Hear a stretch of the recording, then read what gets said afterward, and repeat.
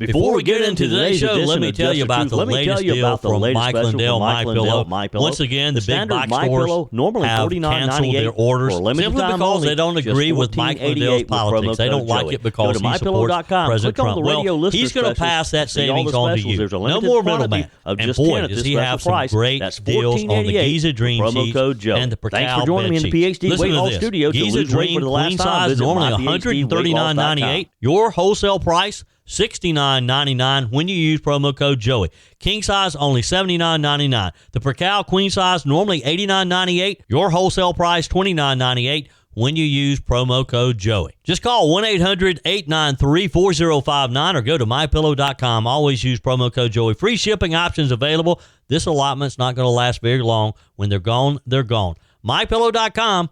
Promo code Joey. Thanks for joining me in the PhD Weight Loss and Nutrition Studios. To lose weight for the last time, visit myphdweightloss.com. Senate Republicans successfully spiked a bipartisan attempt to curb President Donald Trump's war powers authority after a pair of key GOP lawmakers reversed their positions. We have an update for you. Republicans turned to a rarely used Senate procedure previously used by Senate Democrats in a similar situation to nullify the Venezuela War Powers resolution from Senator Tim Kaine, a Democrat from Virginia.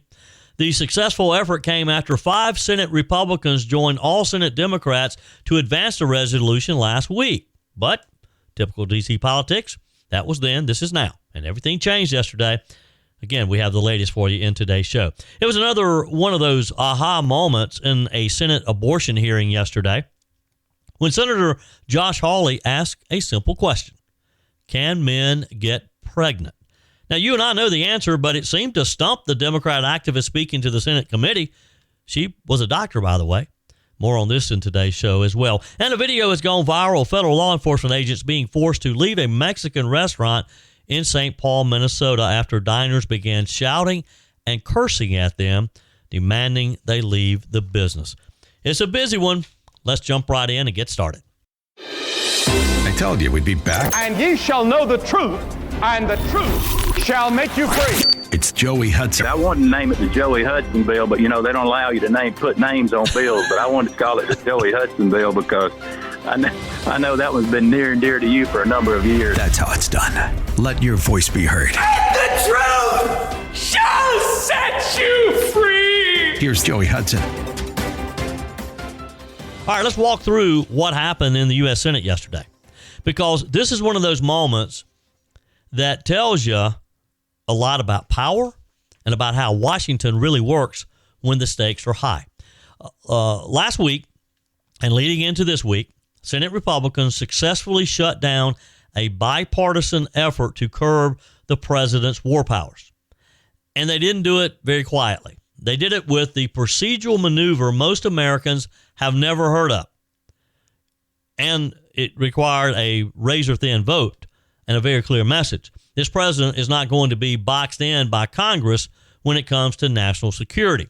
So, Democrat Senator Tim Kaine introduced a war powers resolution aimed at limiting President Trump's authority after U.S. forces carried out the dramatic operation in Venezuela that resulted in the arrest of President Maduro. Senator Kaine's argument was simple on its face. Congress, not the president, has the constitutional authority to declare war, and lawmakers should reassert that power before things escalate. And for a moment, it looked like he had the votes. Last week, 5 Republican senators joined Democrats to advance the resolution. It's an unusual move that stunned GOP leadership and immediately caught the attention of President Trump, of course. He was furious. He publicly blasted the defectors and said they should never be elected to office again. That's when the pressure campaign started. Fast forward to this week. Suddenly, the math changed. Republicans turned to a rarely used Senate procedure, one that Democrats themselves have used in the past, to effectively nullify the resolution. The final vote, 51-50, with Vice President J.D. Vance stepping in to break the tie, in Trump's favor, of course. Just like that, Kaine's war powers push was dead. For President Trump and Senate Majority Leader John Thune, it was a comeback win that last week was just embarrassing. So here's where it gets interesting, because Republicans didn't just say, we don't like this. They said the resolution didn't even apply. John Thune made the case bluntly, saying, we don't have troops in Venezuela. There's no kinetic action. There are no boots on the ground. In other words, how can Congress rein in war powers when there's no war? Republicans argued that the Venezuela operation was more akin to a law enforcement mission, which is how the president described it at the time, not a military conflict requiring congressional authorization. And they questioned why the Senate should drop everything, including appropriations bills, to debate a resolution they say doesn't match reality on the ground. Now, two names mattered most in this reversal. Senator Josh Hawley of Missouri, Senator Todd Young of Indiana. Mr. Hawley said his original concern was about future escalation. But after direct conversation with President Trump and other administration officials, he said he was convinced that no U.S. troops would be deployed. His line in the sand was clear. If the president decides we need to put troops on the ground in Venezuela, then Congress will need to weigh in. That's fair enough. Todd Young was more guarded, but he made it clear he viewed the vote as largely symbolic. He said the administration gave him specific assurances, including this, that President Trump would seek congressional authorization if force escalated, that Secretary of State Marco Rubio would testify publicly before the Senate Foreign Relations Committee. Senator Young called the entire effort a communications exercise. Not meaningless, but not legally decisive either. Here's the cold political reality he pointed out. Even if the resolution passed the Senate, it had little chance in the House and zero chance of surviving a Trump veto. Now, not everyone backed down. To be fair, a handful of Republicans stuck with the Democrats. They're the usuals. Susan Collins, Lisa Murkowski, and Rand Paul all voted to keep the resolution alive.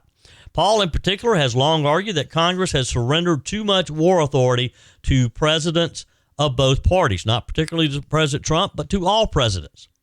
Senator Kaine wasn't subtle about his frustration. He warned that changing Senate rules to protect President Trump today could weaken Congress tomorrow, no matter who's in the White House. His message was, if lawmakers are just going to tell the president, do whatever you want, then at least on the vote. Well, Secretary of State Marco Rubio sealed the argument with a letter to the Senate stating plainly, there are currently no U.S. armed forces in Venezuela. And he promised that any future military action would comply with the Constitution and the War Powers Resolution. That assurance gave wavering Republicans political cover and the votes that President Trump needed to get this rescinded. So, here's the big picture. What does all this tell us? It tells us that Donald Trump still has a lot of influence, still has control over his party, unlike what the Democrats wanted you to believe last week when they were high-fiving and beating their chest because they thought they had the votes to rein the president back in their words, in their minds, especially on matters of national security.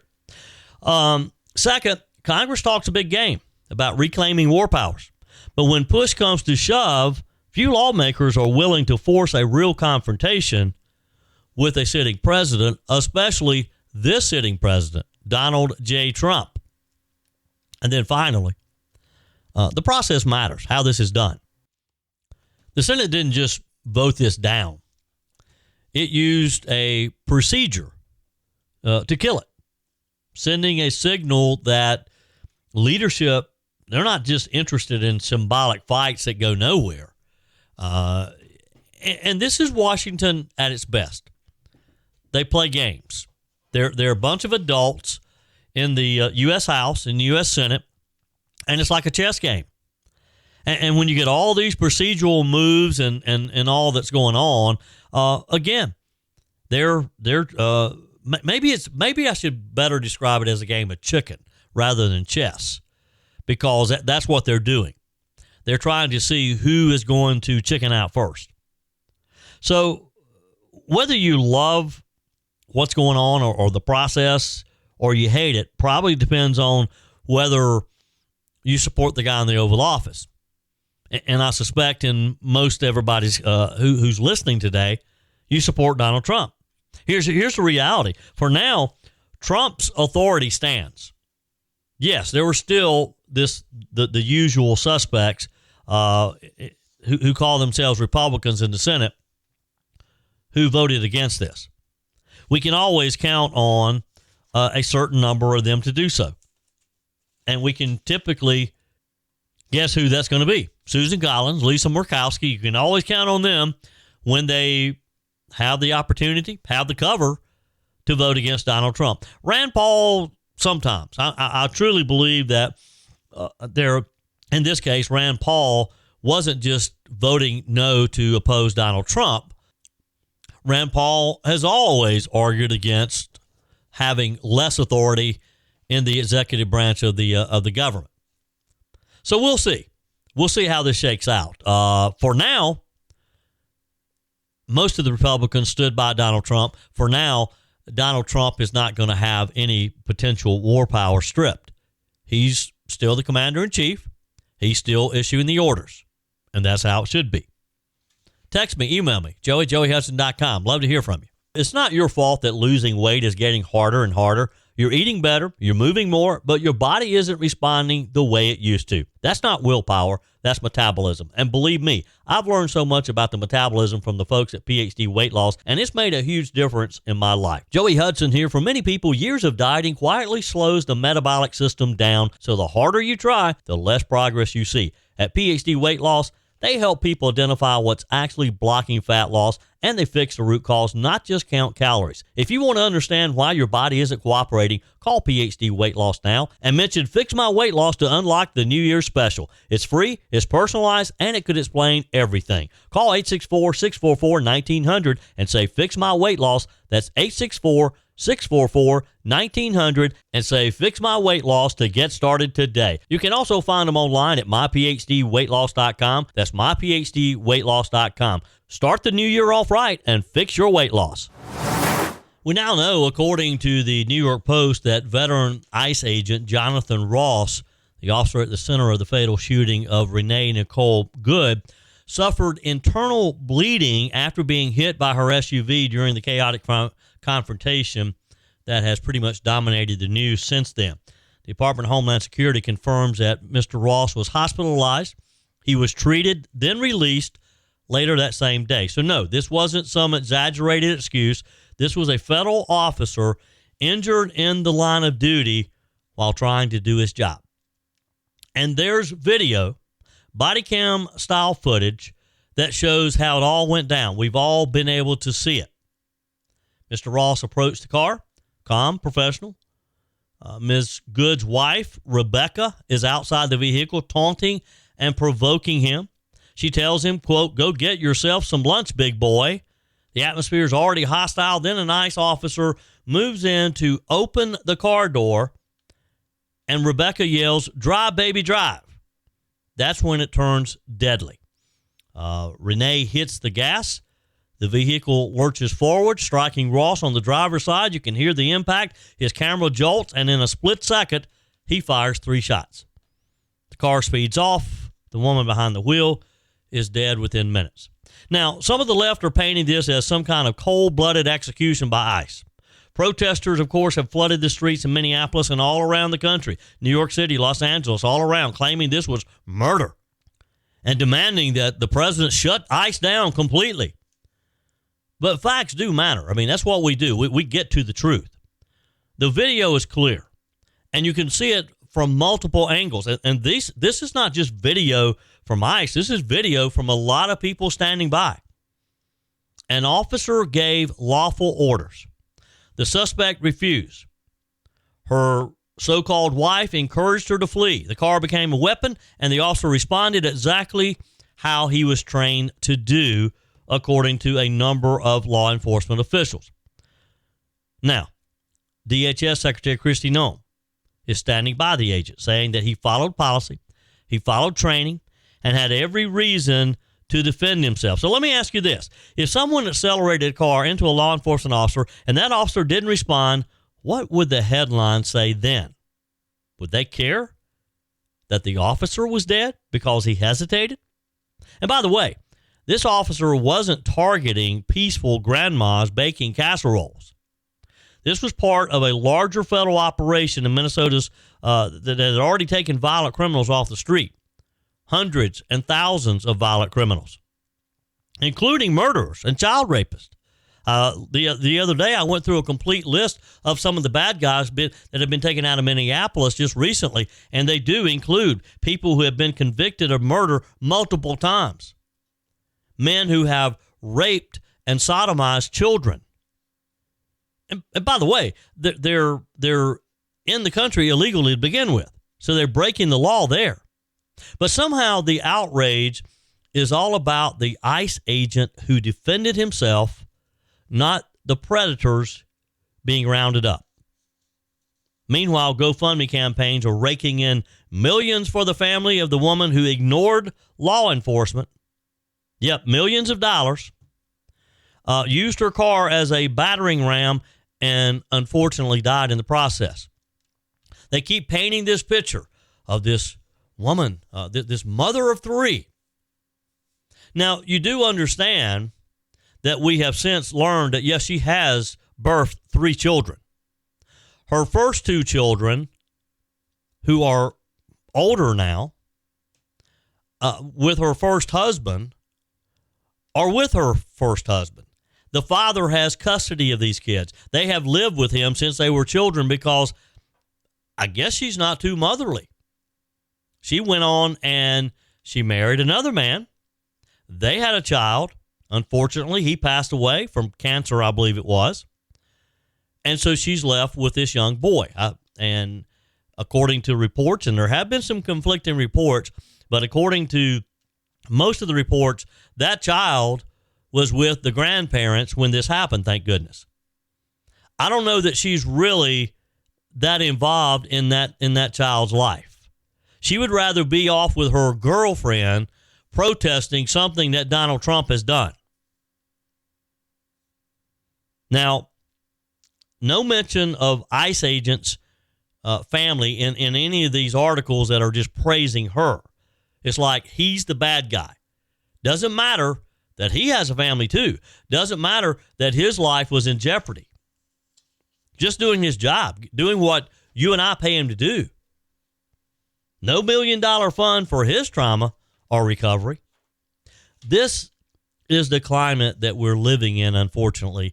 And boy, it went south almost overnight, didn't it? Attack a cop, you become a hero. Follow the law, you're the villain.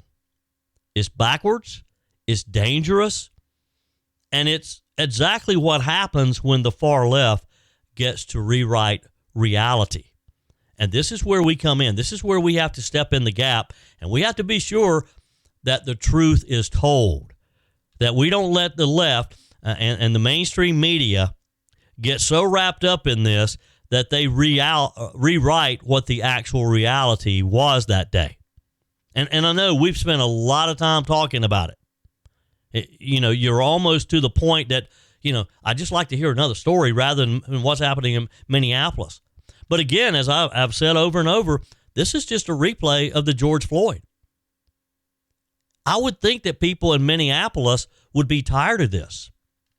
ICE agents put their lives on the line to uphold the federal law, to deport illegal immigrants, to deport the bad guys who are breaking the law by being here to begin with, but when they get here, they break our laws even further. This wasn't murder. When these people say, oh, he murdered her, it wasn't murder. It was self-defense. Just that simple.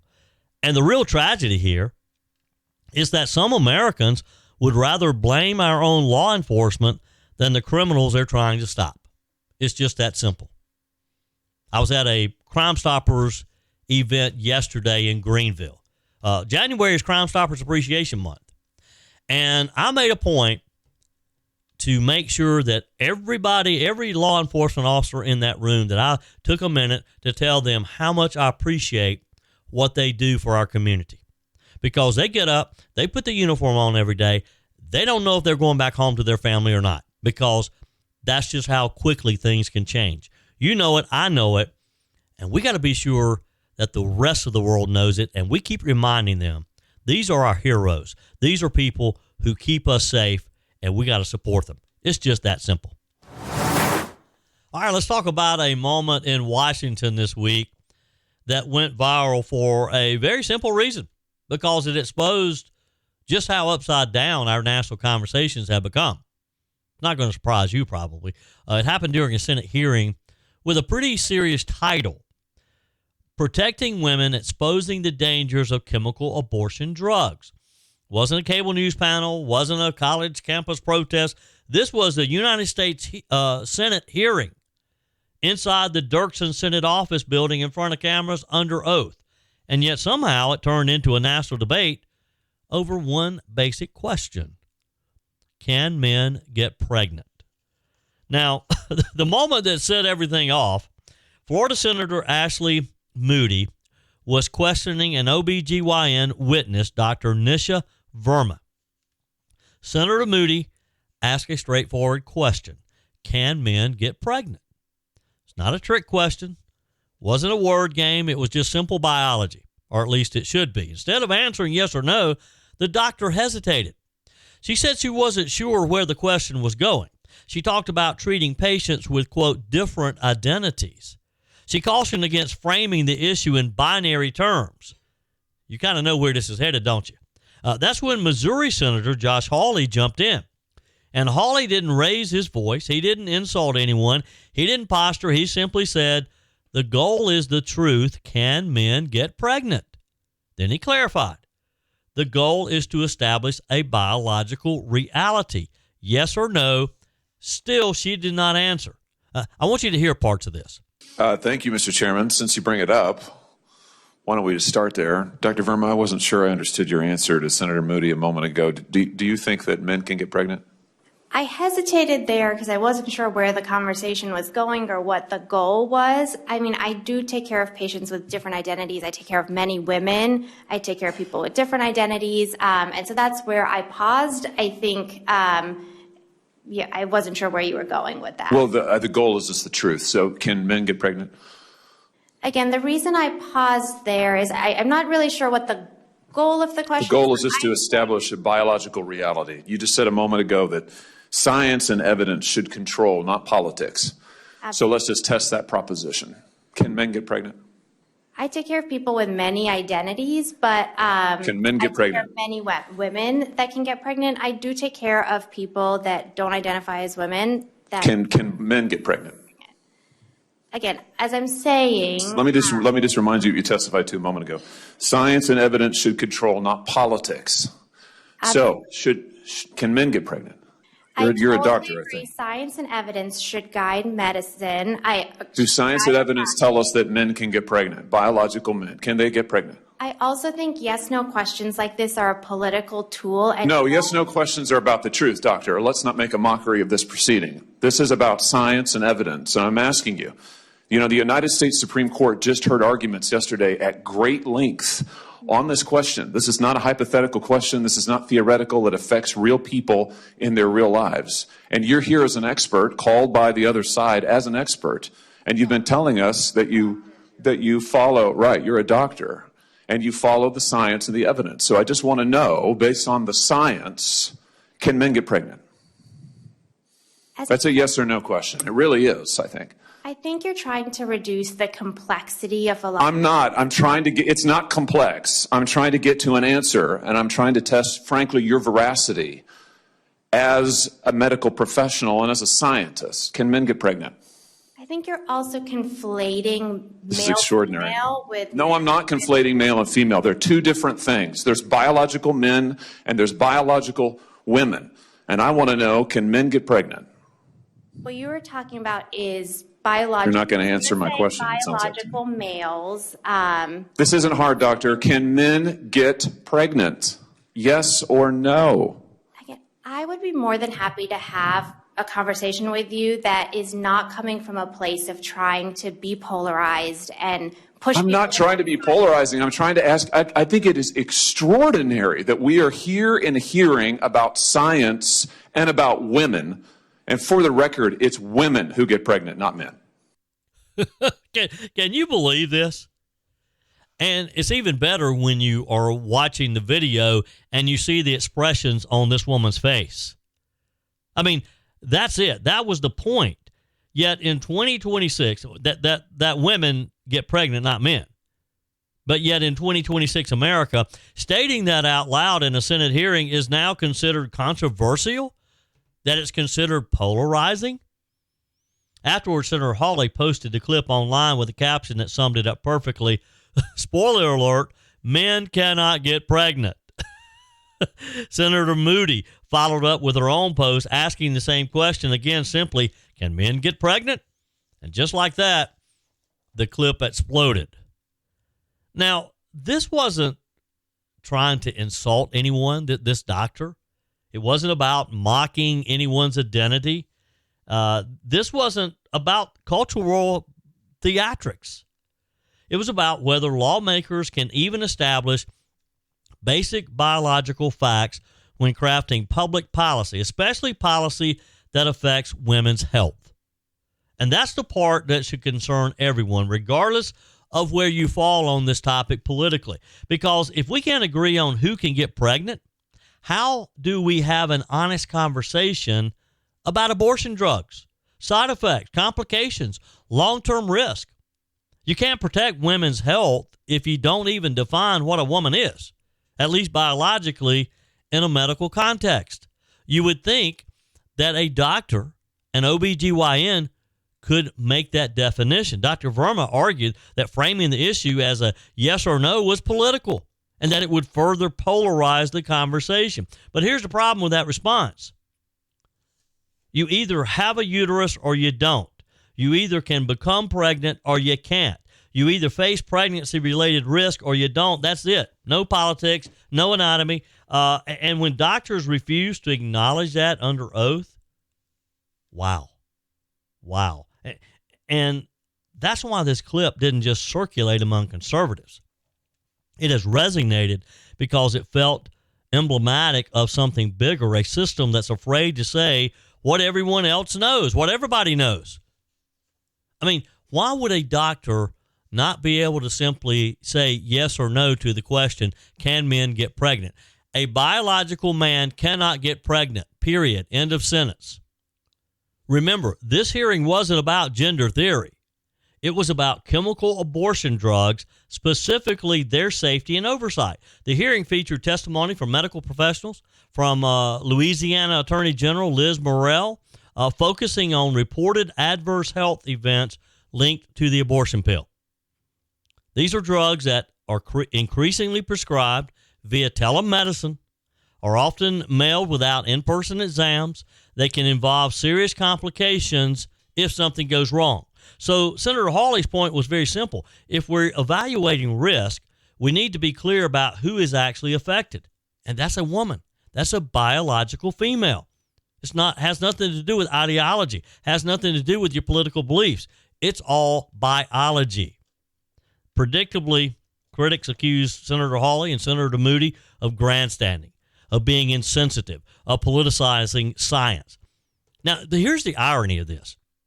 It was the refusal to answer that politicized the moment, not the question itself.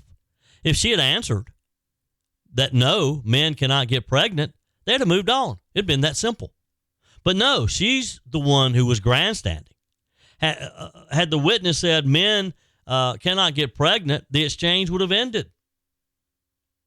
That hesitation became the story. Her refusal to answer a basic biological fact is what became the story because it raised a deeper concern.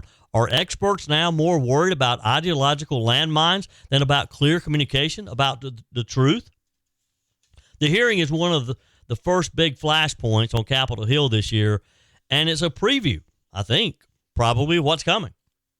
We're going to have more of the gender debates, abortion, medical authority, truth versus ideology. These issues aren't going to go away because the midterms, they're moving front and center.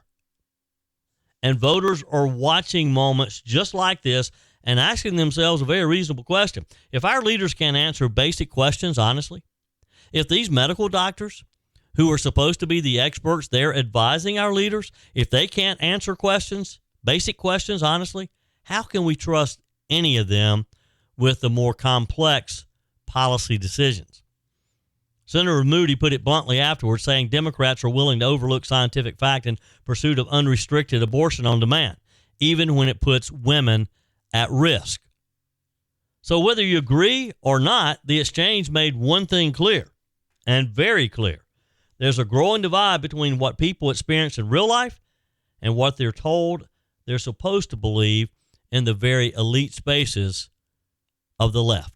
Your comments are welcome on the Furman Ford text line, 864-477-JOEY. That's 864-477-5639. Emails always welcome, joey@joeyhudson.com. Speaking of the Furman Ford text line, it's never been more important to support locally run businesses owned by people who actually live here in the upstate. Let me take a minute to talk with you about our friends at Furman Ford. If you're looking for a new vehicle, maybe a great pre-owned vehicle, one you can trust, or maybe you're looking to order that special vehicle. Either way, if you want a new one, a brand new one, or a pre-owned that you can trust, the folks at Furman Ford, they're there to help you. Their name is on the sign because their name is on the line, because every single transaction is important to them. Jim Furman, Matthew Furman. They do business the right way. When you stop by, when you give them a call, or maybe when you just send them a quick email, you're always going to have access to a member of the Furman Ford family. And by the way, they also offer great service, and you're not going to have to wait weeks and weeks to get it done. And you do not have had to purchase your vehicle at Furman Ford. Doesn't even have to be a Ford. They service all makes and models. Visit my friends at Furman Ford online at furmanford.com, furmanford.com. There's daily stories out of Minneapolis as this story continues to unfold, and probably will for the time coming. Let me paint a picture for you of where we are as a country right now when it comes to the story out of Minnesota, immigration and enforcement of our immigration law. Because this happened last weekend in St. Paul. We just learned about it yesterday as some video came forward. And it should concern you, no matter where you fall on the immigration issue. Federal law enforcement officers, immigration officers, ICE agents, walked into a Mexican restaurant for a meal. They'd been working. They were hungry. They wanted something to eat. It wasn't a raid. It wasn't an arrest, not an enforcement action, just some agents in a public space. They wanted dinner. Within minutes, diners began screaming profanities at them. I mean, this became face-to-face harassment, in-your-face type of harassment. I mean, let you listen to it. Now, we bleeped out most of it, but here's an example. Hey, you know what up? Y'all Mexicans that do to us too? The wrong with y'all? Y'all brown? Not at all. What the They asked you to leave. They need a judge. They asked you to leave. They asked you to leave. Take off your mask. Take off your mask. They asked you to leave. From a judge. Out of here, you fat little From a judge. Un-American pieces of Cowards. Nazi piece. I mean, you get the idea there. And again, this is a group of federal law enforcement agents just trying to get a meal. The restaurant was Cancun Mexican Grill and Cantina in St. Paul. The video shows the agents trying to walk through the dining area as people followed them, filmed them, cursed at them, and demanded that they leave. As you heard, one man yelling, "What the is wrong with y'all?" Another screaming, "No wonder you've got to wear a mask, you piece of," and it goes on and on. Eventually, the agents left. Not because they broke the law or because they didn't have a right to be there, but because the situation became hostile enough that it wasn't safe or productive to stay. They weren't going to get served, and they were concerned about the safety of others in the establishment. Federal immigration agents are allowed to be in public areas of business, or they should be, restaurants included. They don't need a warrant to stand in a dining room, just like you and I don't. They can't go into kitchens or employees-only spaces without permission, but that's not what happened here. This wasn't about legality. It wasn't about intimidation. The message was loud and clear. if you wear the wrong uniform, you don't get to exist in public anymore, according to the thugs out there. According to the thugs in Minneapolis and St. Paul. This isn't. This happened. This incident didn't just happen in a vacuum. It comes just days, of course, after the deadly Minneapolis confrontation last week. Everybody's still very sensitive, reeling over the death of Renee Good. The Department of Homeland Security says Miss Good, of course, struck an agent with her vehicle. He shot and killed her. But here's the key point. The anger didn't stay political. It's gone personal now. And when federal agents can't even sit down to eat without being surrounded, screamed at, and chased out, that's not protest. That's not peaceful protest. That's not even dissent. That's something else. Protest is standing out with signs. Protest is chanting. Protest is organizing, voting, and speaking. This was mob behavior. The idea that certain people, because of their job, because of the what's written on their uniform, they're no longer entitled to basic civil treatment in public spaces. And once that line's crossed, it doesn't stay limited to immigration agents. We've seen this movie before. Police officers harassed in restaurants. Judges followed to their homes. Supreme Court justices protested outside of their private residences. School board members threatened, and the list goes on and on. It's federal agents now that's being run out of a Mexican restaurant. What's striking is what we haven't heard. We've heard plenty of condemnation of ICE. Plenty of talk about federal overreach. Plenty of rhetoric calling agents racist and rogue or worse. But where is the firm, clear message from elected officials that harassing people in public because of their job, and especially because they're law enforcement agents, that's unacceptable. You disagree with ICE policy all you want to. That's America. That's our country. But if the only acceptable federal agent is one who hides, retreats, or stays silent, that's not a democracy. That's coercion. And ask yourself this. What's next? Can IRS agents be chased out of coffee shops? FBI agents yelled out at grocery stores? Federal judges, can they eat out in restaurants now? At what point does enforcement of federal law become impossible, not because of courts or Congress, but because mobs make everyday life unlivable? That's not hypothetical. That's where this is headed. If we allow this type of behavior to be normalized. These agents didn't respond. They didn't shout back. They didn't escalate.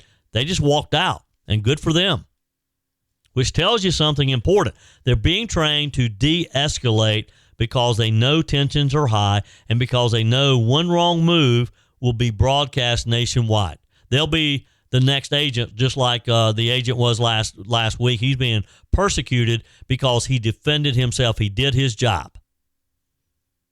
Now, they're not hiding because they're ashamed. They didn't walk out of there because they were scared. They're just being cautious because the temperature has been turned up by this irresponsible rhetoric. So, look, you don't have to like ICE. You don't have to support every enforcement action. You don't even have to agree with federal immigration policy, which evidently most people in Minneapolis and the St. Paul area don't. They like it when foreign illegals come into their community and steal our money, as we're seeing in the Somali community. But the moment that we decide that harassment is okay, that harassment takes the place of public debate, and that intimidation is okay too, that you can intimidate federal officers, boy, we're headed down a road that doesn't end well. Because today, again, it's immigration agents.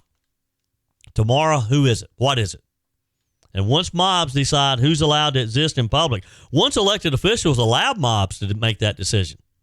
If they get away with this, they chase those ICE agents out of that Mexican restaurant, they're going to chase who out next?